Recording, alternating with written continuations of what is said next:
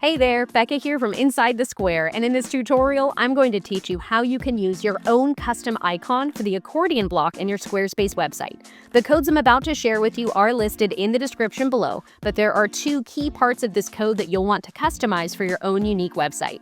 Without further ado, I'll go ahead and share my screen to teach you exactly how to use this code in Squarespace. Let's get started.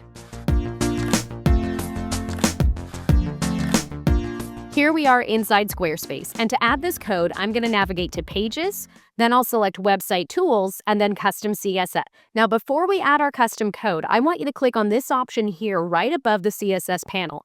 This is where you need to upload the two images that you want to use for your accordion block icon. I have one image for the closed state and one image for the open state, and I strongly recommend uploading an image for both. Once you have those set, we can add the custom code, and once you've uploaded your images, we can move on to adding the custom code. I'm going to paste the code here that you'll find in the description below, and instantly, you'll see the icons have disappeared. We can no longer see them next to the accordion items. Now we need to update this code for the new icons that we've uploaded. This text right here that says closed icon URL, that's placeholder text that I'm going to delete, and then I'll select the closed image that I've uploaded, and now we can see that icon being displayed on the site next to the accordion item. But as soon as I click on that item, the icon disappears. We need to update this code with the URL for our open icon as well.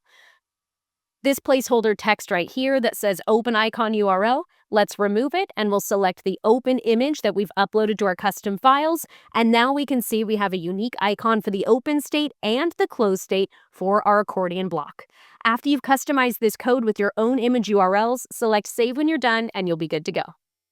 Underneath this video, you'll find the codes that we just used in this tutorial, as well as links to additional tutorials I've created about customizing your accordion block, because there's a lot more that we can do with custom code. I've got a tutorial to teach you about changing the divider line, the background image color, the font style, even adding an image inside the accordion block. So if you'd like to customize that block even more, definitely check those out.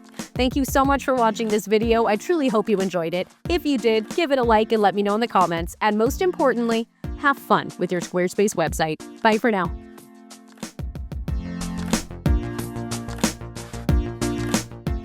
When Squarespace design options are starting to limit your creative ideas, there's a pro secret that you should know.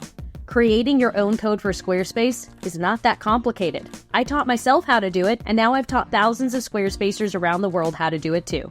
If you want to learn basic CSS for Squarespace in less than 20 minutes, head on over to insidethesquare.co/learn. That's insidethesquare.co/learn.